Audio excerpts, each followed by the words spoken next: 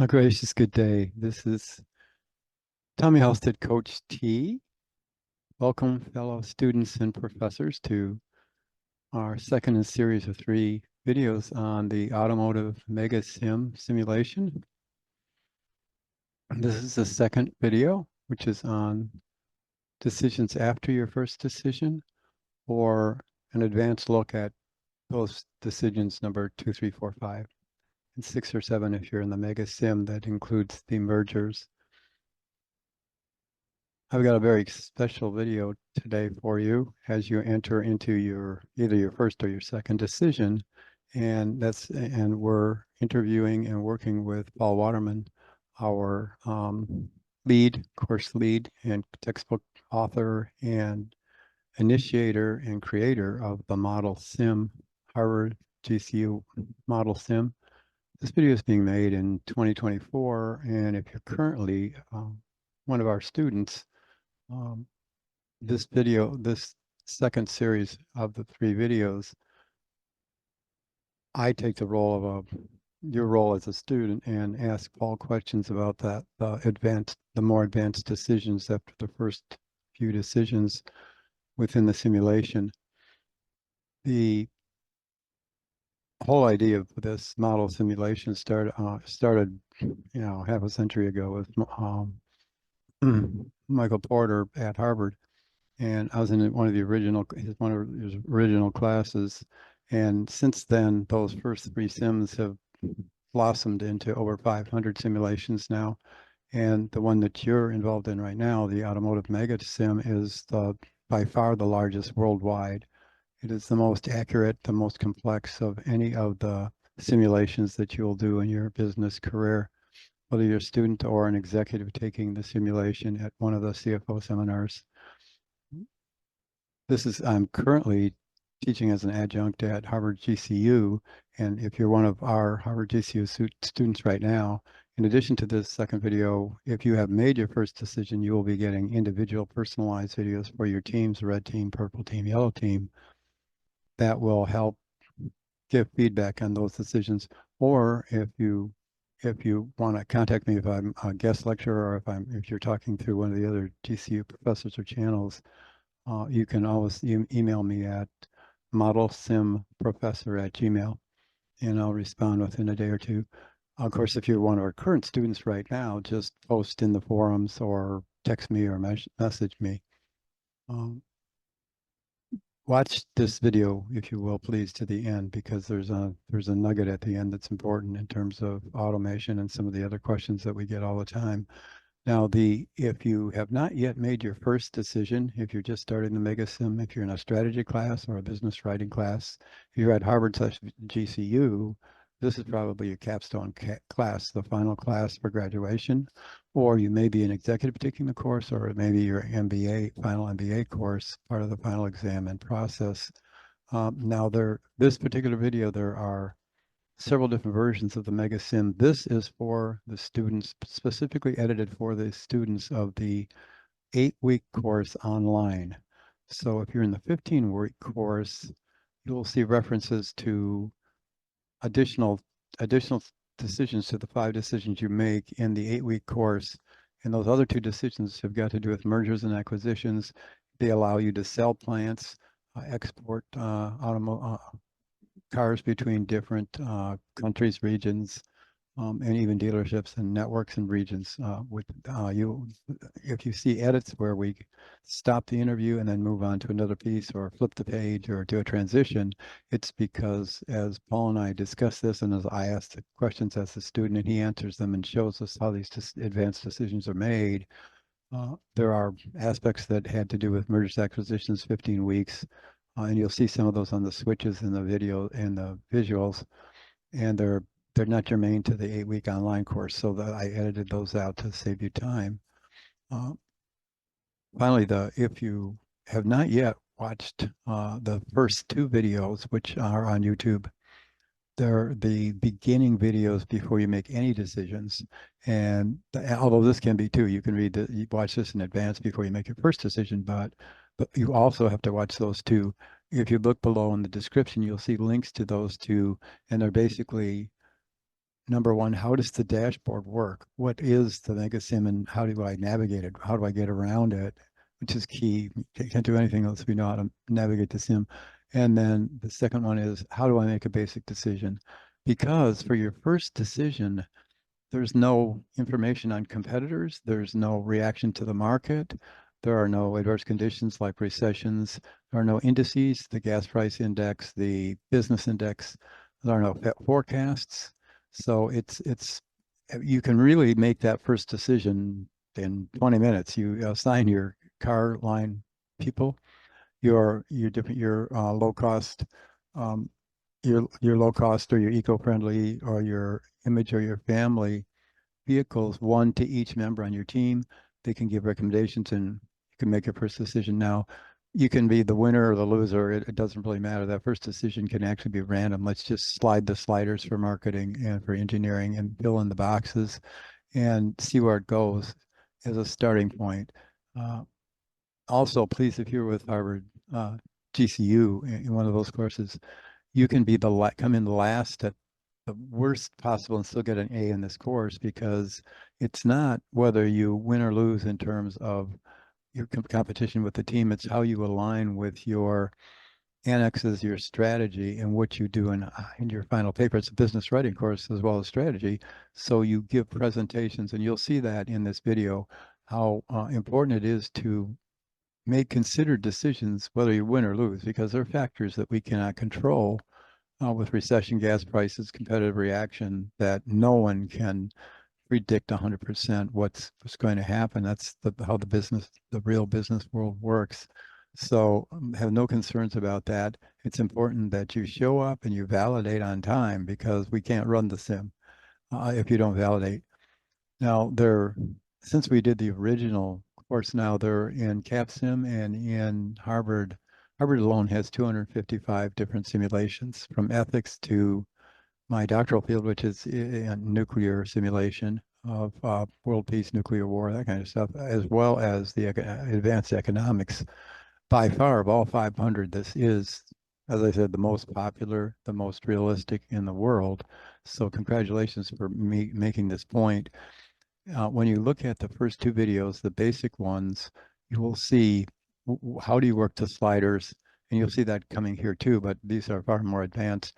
And you'll find out the major process here is to get your team together, assign product lines, or you'll call them regions or business units, but they're basically car lines of the four major car lines, and then have each person research that, look at the competition, and then come back to a meeting with you and make a decision as a group. They'll all have recommendations on how they want to spend money, how they want to price, how they want to compete. And initially, this is very, very simple because you don't have anything to tack against the wind as you're sailing. There's no competitive reaction. But when you get to the competitive reactions, it becomes very complex very fast, as you'll see in this video.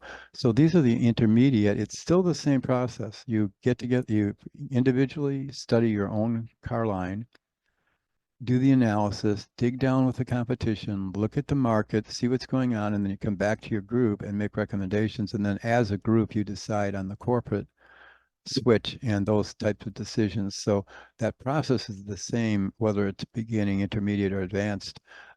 In the advanced video, which we'll get to after your second decision, the annexes are in the 8-week course, between your first, third, and fifth decisions. You have to submit your strategies, and later in the final paper, where you have to write your justification, no matter what happened, take responsibility and say, here's what happened. You show the graphics from the sim and you make a fantastic presentation with data and metrics as you would in a real business situation.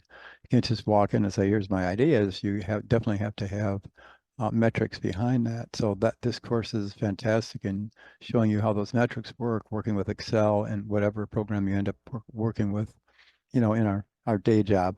So without further ado, I'm going to jump into our interview with Paul, and I'm highly, highly honored to be able to do this video with Paul because he is the absolute expert of experts, the guru nationwide on this simulation, works with the people who create the simulation, and it's been my extreme honor to be taught by and work with Paul and as our course lead. here at Harvard GCU within the Biz 485 system. So without further ado, again, we'll see you at the end with another quick parting comments on the advanced one, which will be right after this next decision, whether this is your first or your second. When you get to your second or your third, I'll post the advanced video, which has extreme detail on inventory, how it relates to return on capital employed, how it relates to average or accumulated returns, retained earnings. ARE is probably with ROS, the ROS, ROC, the key metrics here of all of them, but you also have metrics like HR, the good of society and stakeholders, CO2 emissions, et cetera, as you've already seen if you've done your first decision. So again, thank you, Paul. We'll see you at the end of the video. Please watch to the end of the video because there's a few nuggets to wrap up and then transition into the advanced decisions. But watch this carefully, pause it frequently, take notes. And again, if you have any questions at all as you go forward with your own results, you will get your individual videos if you're currently a student. Feel free to post, email me, and say, hey, how does this relate to what happened to us in this particular scenario, market, region, decision? Thank you. The idea is that except for that first assignment, which is the personal mission, vision, values, everything else in the entire class is about the sim. Everything. Oh, yeah. In fact, I told them, I said, look, if you don't match your annex to your strategy, and one team, really good team, asked me, well, now that we've really got our annex done and we've got our strategy nailed, does that what we do? We keep matching this period by decision? I said, absolutely not. By the time you do your first decision, you have competitors, stakeholders, and customers reacting, and you're going to throw your mission out the window. You're not going to exactly, but you're going to see we have decisions to make that are not based on something we didn't know because you have new information. And so it was just fascinating because they're saying, well, so really this just keeps changing every decision. I said, absolutely. You cannot predict the future with that kind of probability. And so but then, then my mentor was kind of saying, in the class was saying, you're telling them too early that this is about the sim. And I said, no, what I told them is that this is a business writing class. And I'm going to give them high marks, even if they aren't number one in the sims, if they engaged, they did their annexes, and in their reports and their presentations, they showed me how they tried to match the two and how they had to change, took responsibility for where they made bad decisions and understood why they were bad. That's, to me, that's true business. It's not, oh, okay, now you're at this point, get those 5 points or whatever. So yeah, no, it's not. This is not about winning but this is about coming to grips with the fact that even it's ambiguity, understanding that these decisions are complex. There's no right answer, and over time, being less wrong. That's the walk away. Like that's the mic drop moment. Like, okay, I can go through, I can bust my butt with a team of smart people. And even if I don't win, I can be proud of it because I made good decisions for the right reasons and I'm learning over time to improve. And so that's what we're going for. But I have universes where teams come from last place into first, and like the ones that are learning over time, and by the way, this game is highly correlated. If you're actually applying what's in the strategy guide, like students that understand what this really is over time will be successful. The ones that are just making random choices because they think like, hey, I think this is a good idea just because, like they're going to get their butts kicked. If there are any teams that they're competing with that are understanding at a deeper level what this really is what's happening here.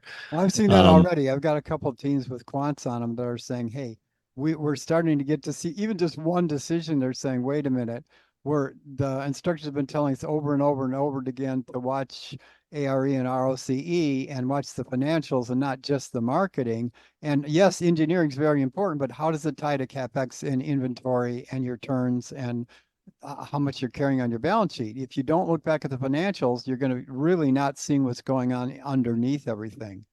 Right.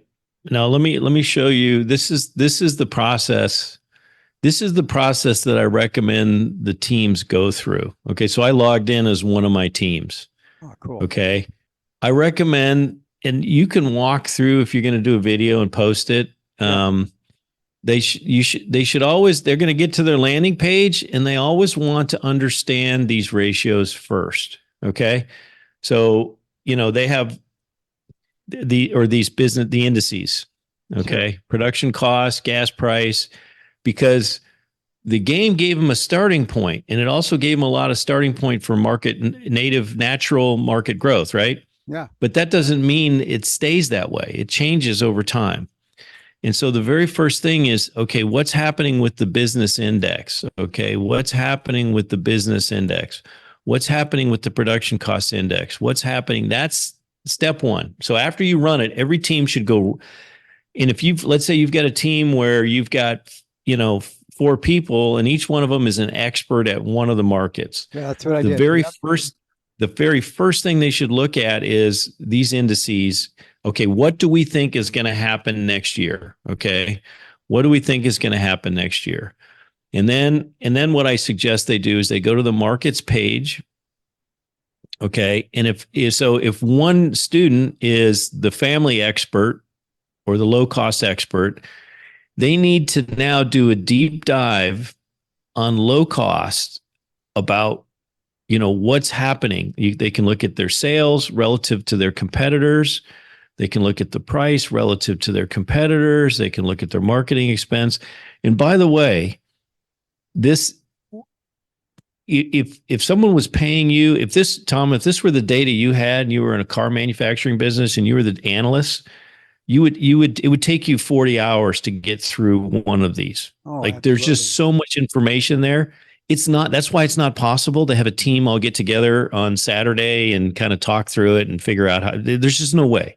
No, they have to work on it the whole week. Yeah, absolutely. Because this is where each individual student needs to say, look, my team is leaning on me to understand the dynamic in the low cost market. So Yes. I'm going to try to understand who's developing a capacity advantage, who's cost advantage, why is the one team getting more sales even though their price is higher than ours? Maybe it's because their engineering is better.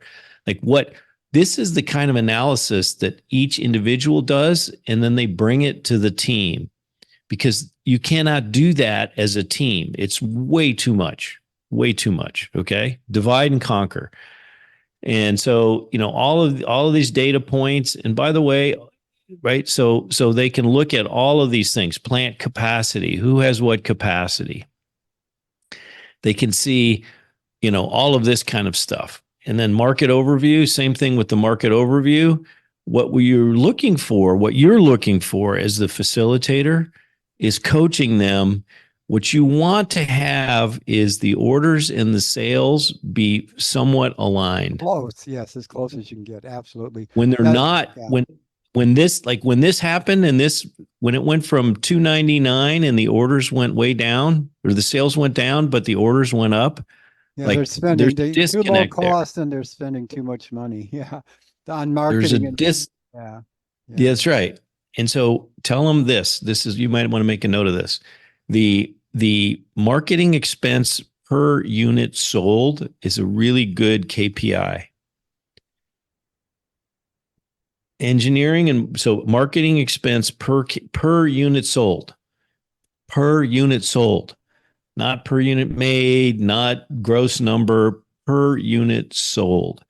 And so, because a lot of these students have this idea, when you look down here, like here, for example, low cost. Yeah. Yeah. This happens every semester at this level. The first period, all the teams are like, because in their world, it's all about marketing. Yes, everything is about marketing to an undergraduate student.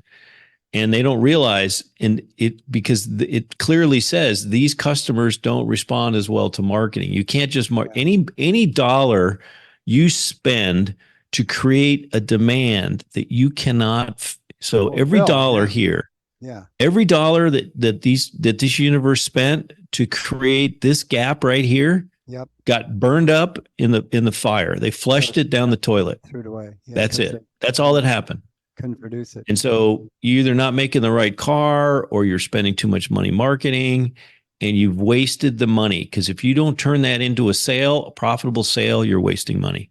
And that is one of the early lessons that all teams need to get. And so they need to look at, and I'll show you how I talk to the teams about that. But this information, the teams have this. They just don't, it usually takes them a few weeks before they realize, like, oh, that information's there.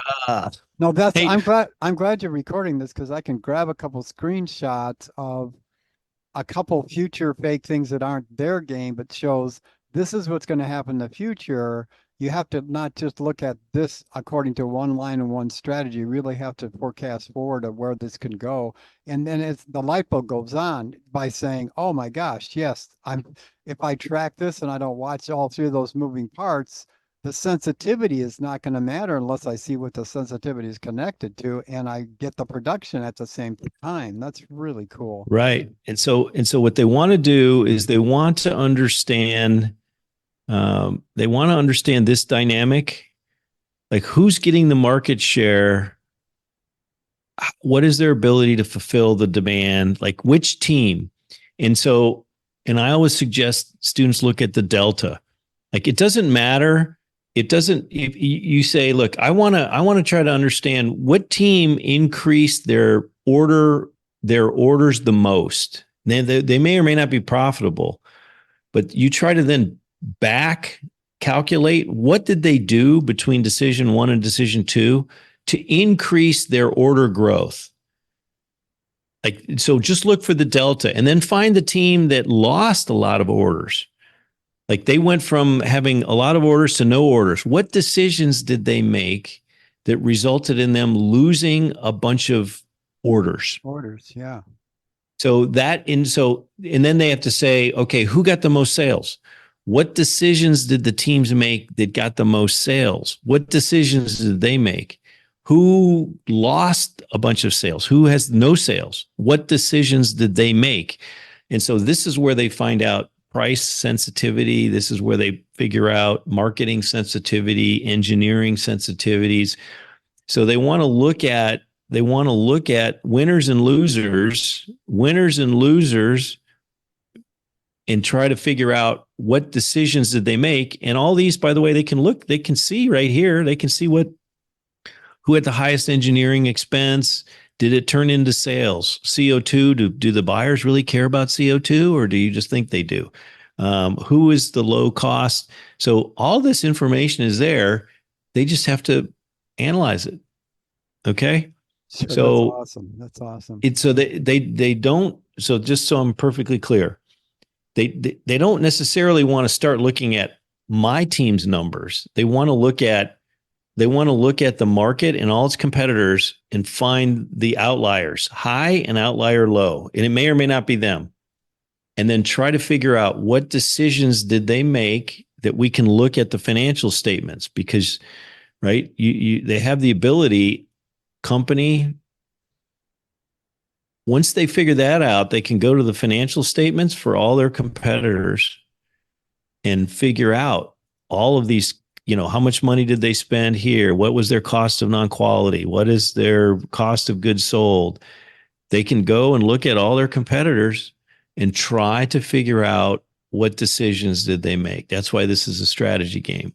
Sure. It's for those that are I playing. love this. That's why I enabled the competitive public traded stuff because it's such a unique opportunity to look in real time as what decision happened that actually drove that and which was a good competitor and a bad competitor by destroying the market but not making money themselves. It's like and so I can see when I filter all this out, for example, I can see the engineering for the red team. Like you can add these and subtract these out. There are lots of capabilities in here. That is neat. And so you want to look at that. You want to look at the margins. By the way, all of these, same thing. You can click on any of these numbers and you can see over time. Now, this is where the students are going to use this at the end of the semester to do their data-driven decisions. Sure. Okay. That's part of their presentations too, because they can explain what decisions they made versus their competition with some Yes. great visuals. Yeah. Yeah. Yeah. And so you can highlight this. It'll give them the number for purple team. So purple team marketing expense period one, they spent $7,038. Now they can go and look at that. Did that turn into sales? And if it did, how many sales? And does that make sense? So there are amazing possibility for analysis inside this game. Okay, now they want to understand that, and they can look at obviously. Well, I was going to the markets page. They should start with the markets page. Now, if I'm the low cost division lead for my team, Yeah. and let's say I'm the orange team, I'm trying to understand what's going on, why is it going on, what are my competitors doing, are we in a dominant position, can we increase the price, are we being profitable, etc. Okay. And the future period business indices. So it's kind of like what's going to change here and how that's going to change the decisions we need. And see, that's the problem. I had one of the guys said, okay, I'm matching my annex to these product characteristics. And it's like, it's not just reading the cheat sheet and saying, don't overdo your dealer network in image or in family. You need to have more, but you still can't have zero and low cost because they have to have some place to bring the car. You can make those basic decisions, but then when the competitors make their changes, suddenly you've got to start looking at inventory and saying, why am I keeping inventory in 3 lines that I'm not doing anything with? That's going to sink the whole ship. That's right. That's right. And there's no, and this is kind of a aha moment for students when you tell them 12 times. There is no number that you're not smart enough to know the number that will work. It's literally not possible. So every moment that you're spending at night trying to figure out how to back solve this for the correct solution, you're making a mistake because there is no answer. The answer is you have to try to figure out what will my competitors do given the competitive circumstance, and how am I deciding? It's like a chess game. You hope the competitor makes the move after you make this one, but you don't know they will. Right. And so you can't answer it. And you so need plan B in case they move their night. and this is where the quantitative students get a little bit frustrated because they think there's an answer. Yeah. Like they're good Yeah. and they can calculate it and they know how to calculate it given a word problem. But this game is strategy. There is no answer. Like you have to leverage what you know, and then you have to decide, what are my competitors going to do? I mean, and in this case, when your competitors maybe are not as clever as you are, maybe they don't react the way you would react. Maybe you look at it and you say, look, 3 of my competitors have a ton of inventory. They're going to drop their price. So that's going to we'd like to increase our price, but we can't because they're going to, and then the competitors don't drop their price. They don't dump. Yeah. And you could have made that decision. It's interesting. You're quoting a really famous guy. His name is Mandelbrot, and he invented fractals. Oh, sure. And he wrote that book on Wall Street saying, this is why you can't really solve the market because there are human beings involved. And you're never going to get the decisions that no matter how much stochastics and statistics you have, it's going to change in ways you cannot predict. This is really, it's not so much complicated as it's complex. I mean, there are emergent things that happen, and their ability to respond to emergent behavior and emergent decisions over time are what will, and the real lesson they learn, by the way, at the end, when they have to go back and look at their mission, vision, and value statement, is that, and from the governance perspective, you have to be very careful because you can't make these big claims and tell the world you're going to do these things, and then when competition starts, you just abandon it. Yes. Right? It's a difficult balancing act. And so you And then they're saying in a meeting with you, why did my morale go through the floor? It's kind of like, guys, your people are depending on the C-suite, and if you end up, and now in your case, it's harder because you can close a plant, which we can't do, but we still get the HR change, and they're always like, what do we do well, to yeah, control HR? and there's diminishing returns. Like at some point you could pay a huge amount and the people aren't going to work any harder. And Right. then there are, if for example, if you have a bunch of orders that you can't fulfill, your HR gets impacted. Oh, And the sure. reason is Sure. because, and I always tell the students, look, your factory guys go to the bar after work or go to bowling league, and somebody says, "Hey, my wife tried to buy one of your company's cars, and they promised her to sell one, and you didn't sell it, and so she's angry." Yeah. So your Yeah. workers are like, "Well, the people running this company don't know what they're doing, and so maybe they don't work so hard, right?" So there are many, many things that impact the meat the ethos and the spirit of your company. Do you have a lot of field failures? If that Yeah. slows down things, Yeah. and anytime your workers start to become disconnected and you're thinking that you are not very smart running the company, then they're going to start slowing down. And if all the competitors are paying more than you are, training more, then they want to leave and go to work for them. So Well, it's we're really lucky. quite We're lucky interesting. in this sim that they're missing one aspect, which is the reaction of the dealers, because in the real world, that's when you got a fantastic line that everybody wants, and you're telling a customer you got to wait 9 months for delivery. We'll take your order, but you got to wait 9 months. That's throwing a burden on your franchisees or your Right. owner operators that is going to backflash at your shareholder meeting. So after they go through this and do the analysis, then they're ready to go to the decision page. In the decision page, and this is the order. This is the order they should be doing it. And I've in my previous videos and on my Explore Mores, I've explained to students, if you're totally lost, just set your decision at the average. Like if you're being totally brutalized by the competition and you Sure. can't figure it out, the starting point would be best practices. Okay. But that's just Yeah, what I tell them. that's what I would have done if they said, "All right, instructor, we're not going to be ready in time. You're going to have to do this for me." I just play to the average and say, "Hey, it's not on me. I just did averages, and I'm not going to make your decisions for you." But luckily, everybody got their decision in on time, so I didn't have to do anything, which was thank Yeah. goodness. And you can literally make the decision in, like, you alone could go in here and make a decision in 5 minutes. I mean, it wouldn't be a considered decision, but what it takes for you to move these things and enter the data that you need to enter to validate a decision takes 5 minutes. To Awesome. make an informed decision takes as many hours as you want to. Right, right. Right. So there's no reason why a team should say, well, screw the class, I'm not doing anything. Like if that's your attitude, go in there and make random decisions, but you've got to make the decisions. Otherwise, Tommy can't run the game for the No, you rest of the kind of class. right, right.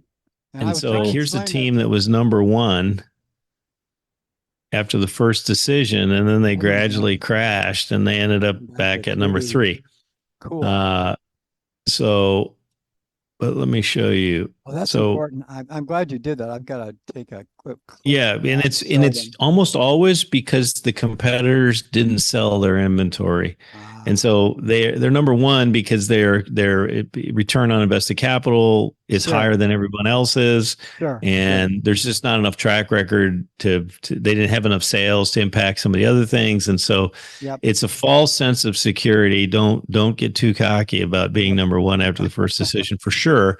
But let me show you. So this is the process that and if students could get this locked down early, okay, now I can do this in class face to face, but this is where I would suggest the process of each person on a team understanding the dynamic of the market. If you're the low cost person, understand the competition, understand the opportunity, understand the market size, etc. Then when they make the decision, Now the first decision, they just didn't know. Everyone, there was no real analysis there because everyone's the same, Yeah. right? Yeah. Now Starting there's a point. bunch of analysis that has to happen.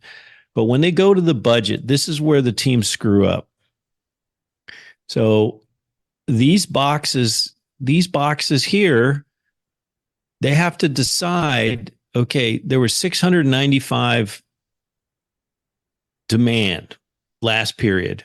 Yes. What do they think the demand is going to be? Now, and that's a function of the indices. Has there been inflation? Are you in the image car and the gas prices are going through the roof and your car is not very eco-friendly, and so you think you're going to like. There are many things that you have to think about. This is where a team that keeps getting government bailouts, you could put 1,000. You could say, oh, the market's going to grow like crazy. Okay, and mathematically, it will let you do that. But when you run the game, it doesn't work that way, and the team did a poor job budgeting. So this is the effort that each student needs to do before they get to their group. They should For go their in own car line, and they have to for say, their own car line, sure, and then they sure, should defend it as it relates to when they get in the team. They'll look and they'll say, look, we're negative cash. We can't do what everyone wants to do. This is where you put on your corporate hat. sure. We now have to decide, we can't do what every single division manager wants. And by the way, that sounds pretty realistic, right? I mean, Yeah, absolutely. every Absolutely. division president wants all the money to go to their division because they're so profitable, but the company needs it for some other reason that's a corporate strategic reason. Okay. Well, the So, product manager probably I'm going to put 695 in that box, and then I'm saying, is it plus or minus based on well, how they yeah. break And it so down? you could let's say you think it's going to grow a little bit. Okay. And so you could put 700 in here. Sure. And so this is the tool. In the last, by the way, the price is the last thing, because when I put the tool and I say, well, how much market share? Well, I think I'm going to get 40%. Okay. 40%. Now it'll let me pretend like I'm going to go from 19% to 40%. I didn't know there weren't stops in there. They can do whatever they want there. Well, no, up to a certain reason. Like it Oh, will not okay. let you make more cars than you Ah, can, and it gotcha. will not let you double your price. Like it won't. I see. If I put $250 for a price here, it won't. It'll only let me go so far. Oh, good, good. Okay, So that you just got me because it's worried just for a second. crazy. But let's say I put 80 and I'm going to get 40% of the market. Okay, now I look down here and it looks like, oh man, look at my EBIT. I'm making money. Oh, this is great. Okay. This is just wonderful. So this is the problem. Now when I Just the go, word forecast. Wait a minute, guys. This is not real. this is where the adults have to enter the room. This is the game. You have to figure out, is this really realistic? Can we achieve that? Now, when you look at these numbers here, now when I go to decision corporate,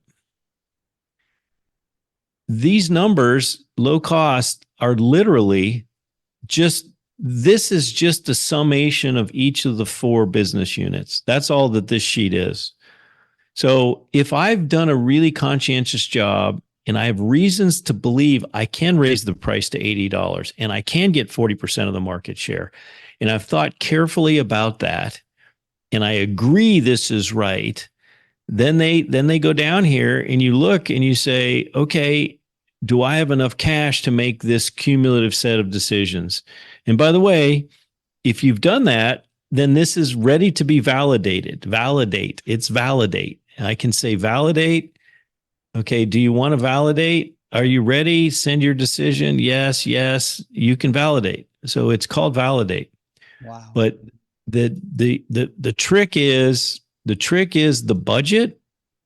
Where the rubber meets the road is you do all the thinking, all the possibilities. Then you go in here and you forecast, what do I think is going to happen? How much can I really get $45? Can I really get, I want to increase, I think I'm going to go from 19 to 22% market share. Great. Why? That's the question. Why? Well, because yellow team's doing this, and it looks like they're coming off their marketing spend. And But this now team, I got a question. Let me stop. The this is the one person working on their own. They wouldn't validate the whole sim. They'd say, let me bring this back to the team and then look Then at they go, right. how So it's you low run the cost thing family. Saturday Well, night. sure, sure. You run it Saturday night, and each individual student now owes it to their team to do a deep dive on one of the 4 business units. Cool, cool. Then they get together next Saturday because they've had all week to think about it and do their analysis. And then they fill this out, and then they get on their team call and they say, okay, here's my briefing team. I think here's the opportunity. Yellow team is doing this. The red team is Sure. doing that. Our Sure. cost of production is lower. I think we should Yes. invest more in plant capacity. I think we could do. Right. And if we do all those things, I think this is achievable as it relates to my business unit. Then you know the eco-friendly person says, okay, well, we think this market's going to grow. It's not profitable right now, but we want to stick with it. And here's why. Here's where we think the competitors are lining up as it relates to eco-friendly.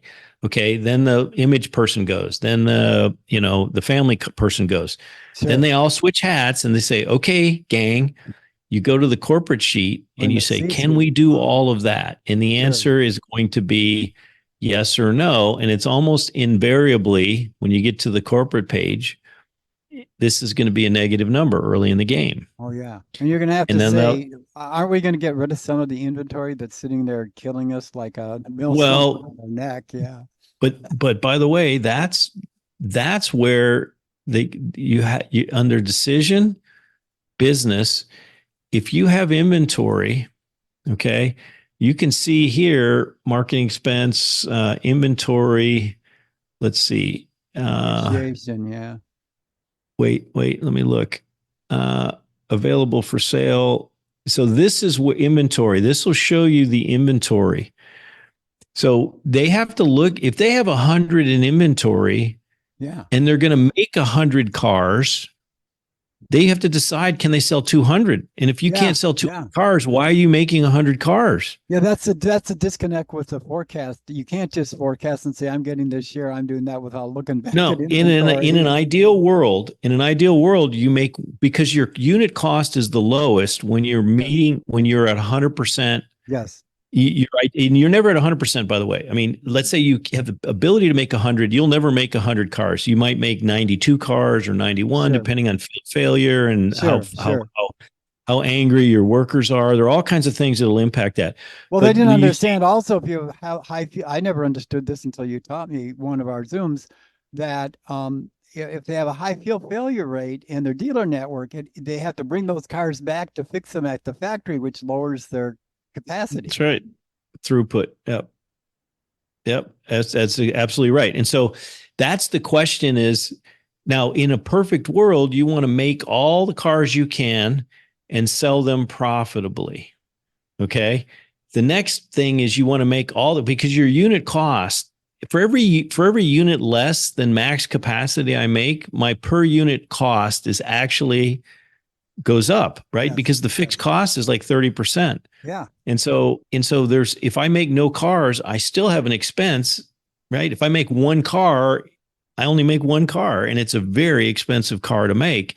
But is that better than it is to make 100 cars that are sitting like cream cheese on a bagel on your balance sheet? Right. That's the question.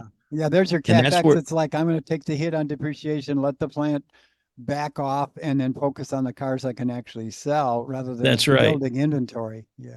And so students don't appreciate what they're doing here. This is very important because these decisions roll up at a corporate level, and that's the decision you make. And if things are getting out of control, if you're not managing your financial statements properly, your cash flow statement, your balance sheet, you're in trouble. You're not going to win. And so this is why these things are not an afterthought. And students, like they're not thinking about it. Like, this is important. Why do you think the market share? Can we really get 3% more? Why? You tell me why. Like, if I were on a team, I'd ask Tommy. Tommy's the low cost guy, and he's like, okay, I think we can get to 22%. Why? Tell me why. Yeah. And it better not be, well, I think. Who cares what you think, Tommy? I want to know, what is the competition doing? Right. What is the dynamic in the market? Yep. Do you think the market's going to grow?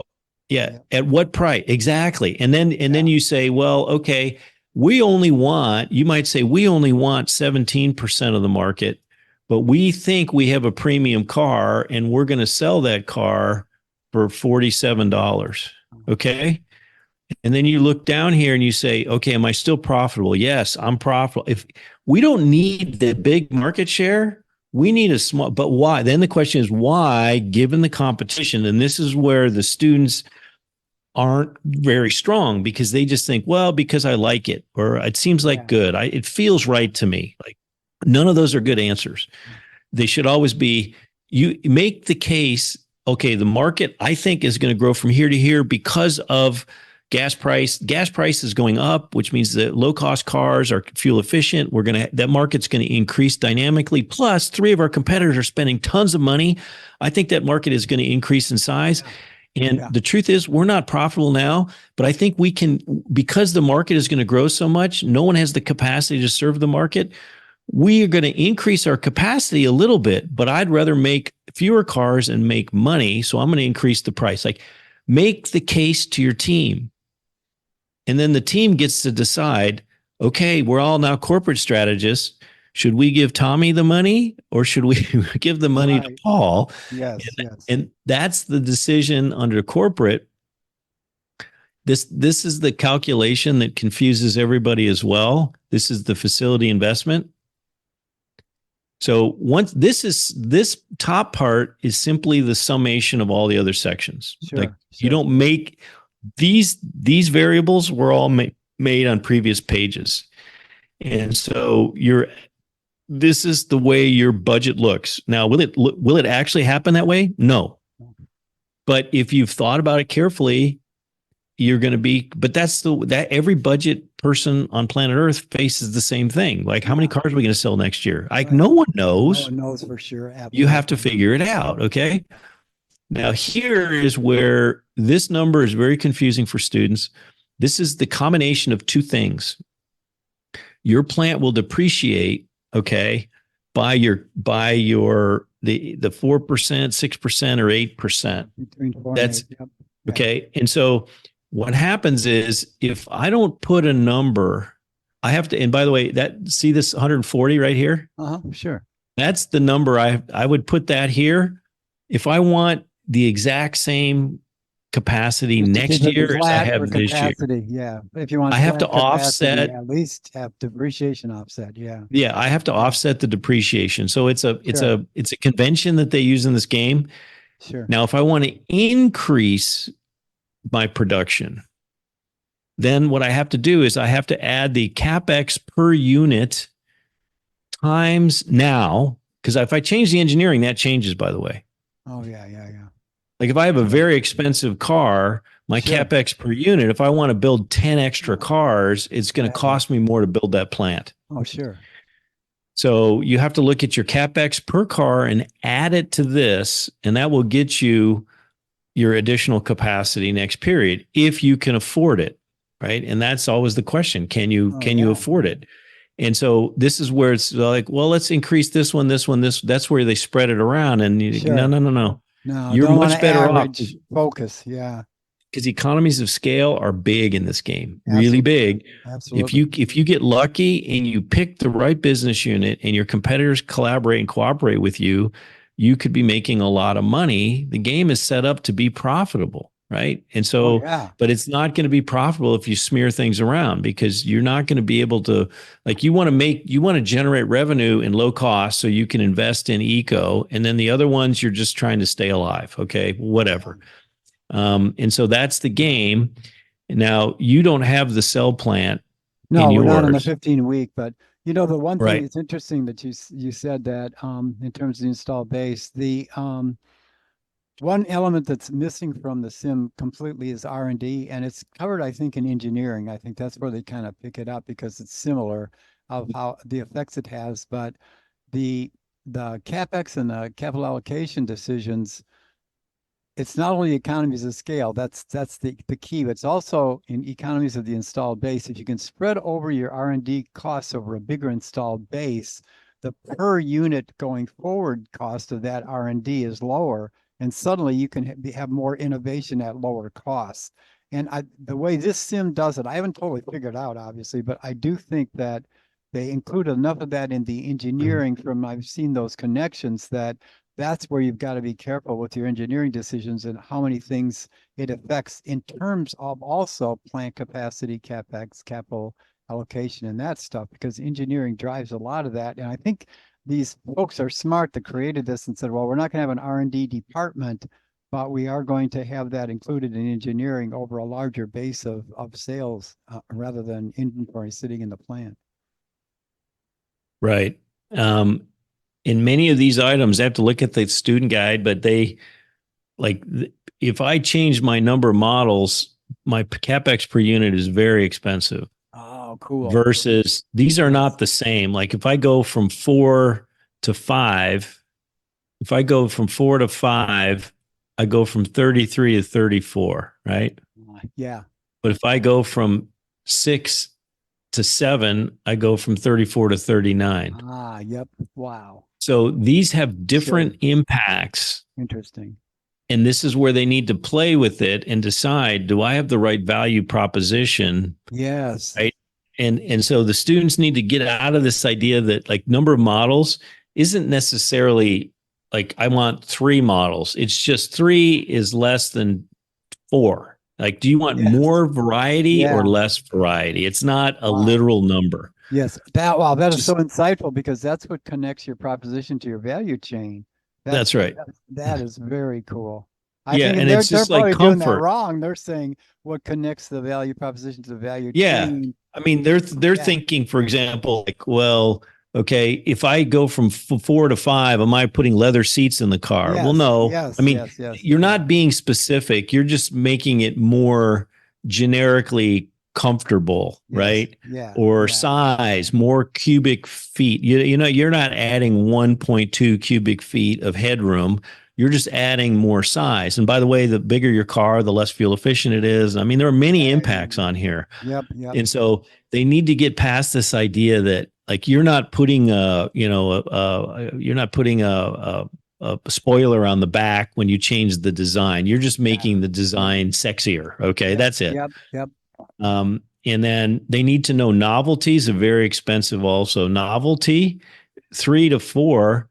Okay. Wow. Novelty is expensive because, and it also increases field failure. Your field failure rate. Yeah. So when you're putting a new braking system on a car that doesn't never been road tested, your field failure. Now, some image car loves novelty. Oh, sure. But you're going to have to pay the price. So that's where they really have to think through it. And this current, per unit engineering expense, 28, that's the number when they increase their capacity. If I want 10 more cars, I've got to put $280 into my plant plus the depreciation. Now, if a team does not offset the depreciation, then the worker satisfaction goes down. That's another impact. Now, why is that? Well, that's because the worker shows up and the machine that they were working on yesterday hasn't been maintained and is not working. And so they start to wonder about the long-term viability of the operation, right? So there's a cost in employee satisfaction to not maintaining your facility. Well, I can see novelty where someone's saying, well, we got an image, let's increase novelty. And then all of a sudden they're affecting their CapEx and their plant capacity. They have a higher field failure rate and the production goes down and they spend all this money on marketing and features and engineering and they can't make the deliveries because they can't match orders to sales. Right. That's right. And so some of these things, and they also happen over time. And there's no exact metric. Like, you invest in this, it impacts you this period some, next period more, the following period some, but less. Wow. These things have manifold annual impacts over time.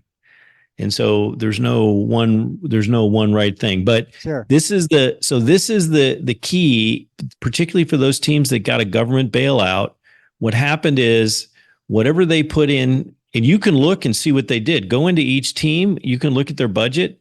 They may not have even filled this thing out. I don't know. Like No, some teams, I think that's happened. That can happen because they got used to the first decision where it was all set, and they didn't realize that if you don't look at your competitors and make these decisions, you're going to run up with a ton of inventory. You got to look at your price. now I've had teams that have said, I didn't know I could change my price. Oh my gosh! Here's the Oh my gosh! process.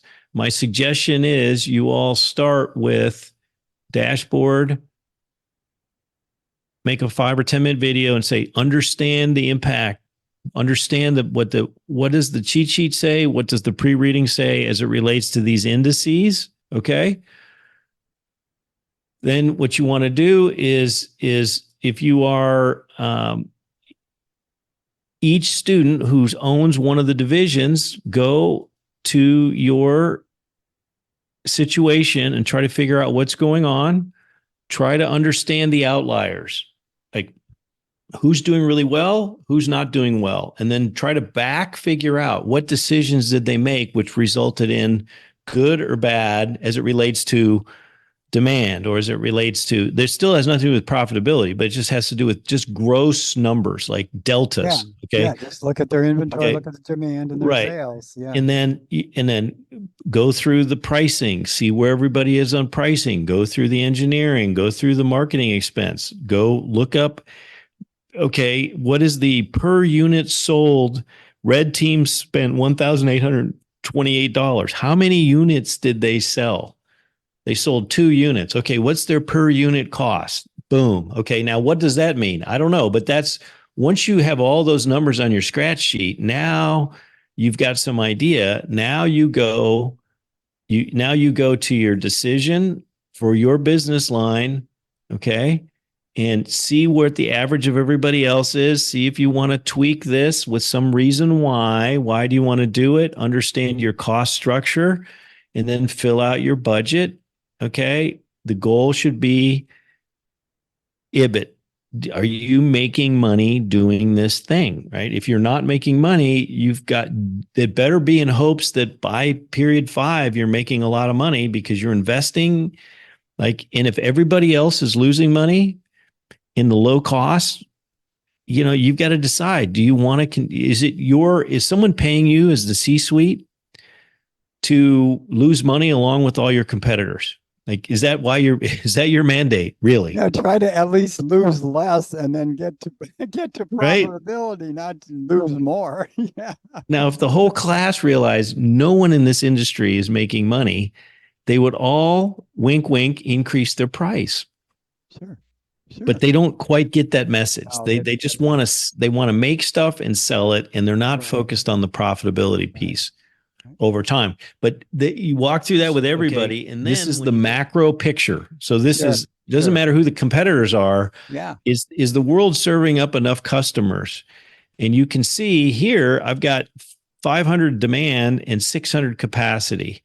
Here I have, that's closer. This one is, I have 471 demand and 418 capacity. So this is a better market because, right, I've got organic demand higher than capacity, and I have to look at inventory, and I can look at inventory. I can see no one has like if I were playing this game, I would see red team has 1, yellow team has 1. No one else has any inventory. There's 3 inventory. Oh my gosh. And there's more demand than there is capacity. Yeah, that's okay. Incredible. So I'm telling my team, look, folks, this is why we need to focus on this, or this is why we can raise our price. Right. And so you can go through here. Look at this. So in the image car, 87 demand and 208 capacity. Oh my god. Like that's a bloodbath. That is, you're dead. Wow. That's a bloodbath. And so you're not showing what you would be doing with the teams is you'd be saying, make sure it looks like red team, you're focusing on image car. Make sure you understand, is the demand there? Thank you so much for taking the time to watch the video. And thank you so much to Paul for taking us through all those detailed steps. I just want to end very quickly here before we give a hint about the advanced video.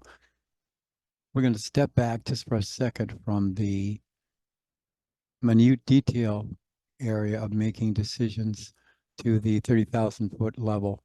And at the very detailed level, we're working with individual inventories, capacities, production, marketing, reactions of our competitors, and the customers in our markets, as we've just gone through, individual analysis of each car line.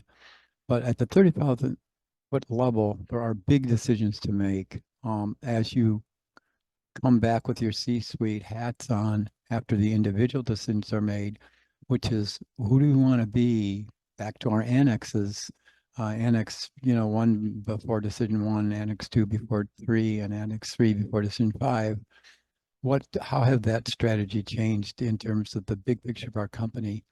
And what we've learned is we don't want to be everything to everyone. We can't have all 4 car lines and be best at all of them. We have to pick our niche, and we have to back off on things that are building inventory and not selling, and go with our winners.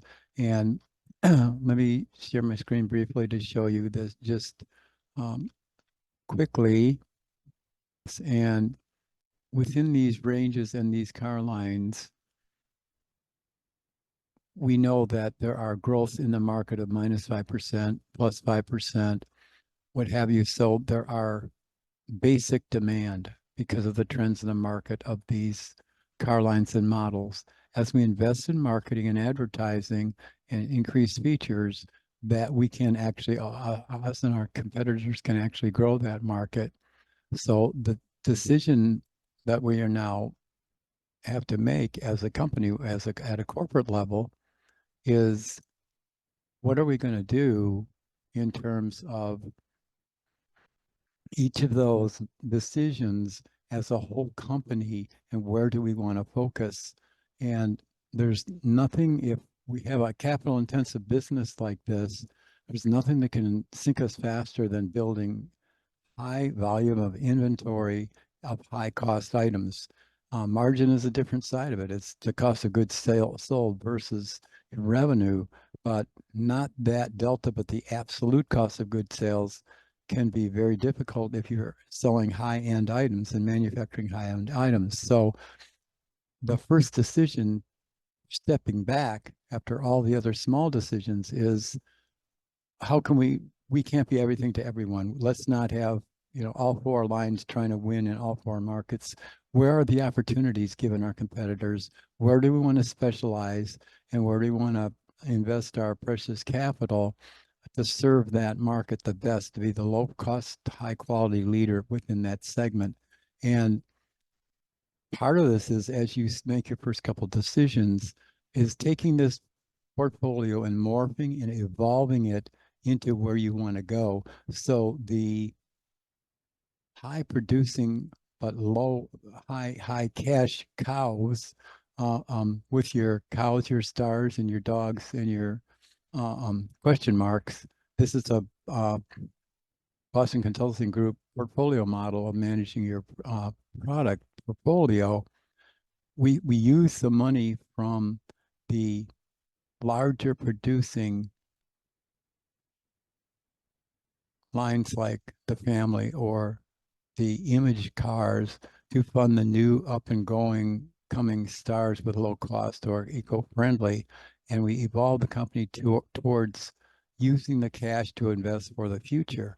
And that does not mean that we can't be the low cost leader in image and really have that our specialty. But we're investing in a market to grow that has its own growth potential, that is not derived demand, but basic demand that's lower than, say, an eco-friendly. So these trade-offs are the real world type trade-offs. So that initial decision has to be made as a company. How are we going to use our precious resources that have come from these initial successes, and then go towards where the growth is going with regard to the markets and our competitors, and then also recession gas prices in the business index.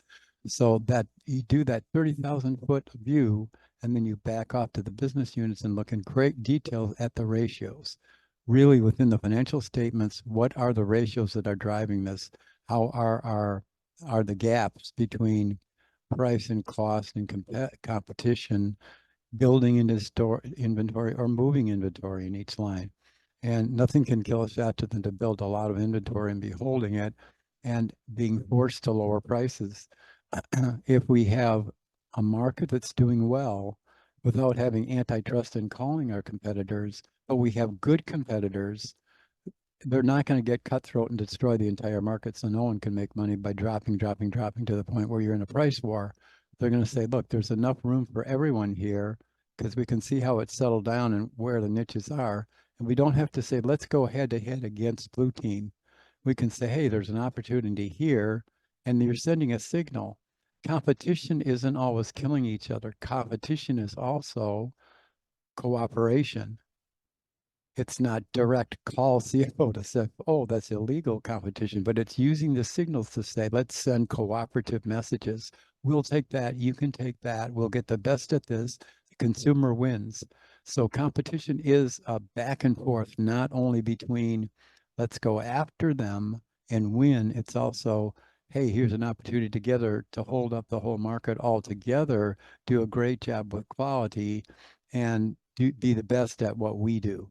So just remember that in the most sophisticated models, when actual business successful people get together and play this sim in their executive suites, which is done as corporate development in many, many companies, they see quickly that let's not send signals to our competitors that we want a backlash and then everybody loses. Let's leave room in the market for everyone to specialize and be the best that they're at. So now, thank you very much again for your time. I appreciate it. We will move into the advanced sims, and the advanced sims show you great amount of detail in production. They show you sliders you haven't seen yet within the sim where you can dig down deeper and see and actually compare competitors at a very, very detailed level with connections and relationships of the ratios on the financials compared to the marketing. So those advanced decisions as you get towards decisions 3, 4, and 5 in the 8-week course become increasingly more sophisticated, and you learn more and you learn faster, and it's still fun because there's twists and turns that have not been expected. So again, thank you so much for your patience in watching this. Rewatch it if you have to. There's many details here, and good luck with your teams. Remember, contact me if you're one of our current courses, and I can't tip the scales and tell you what to do, but I can give you where to look. That's the most important thing, especially individual product lines if you have questions. Thank you. See you there.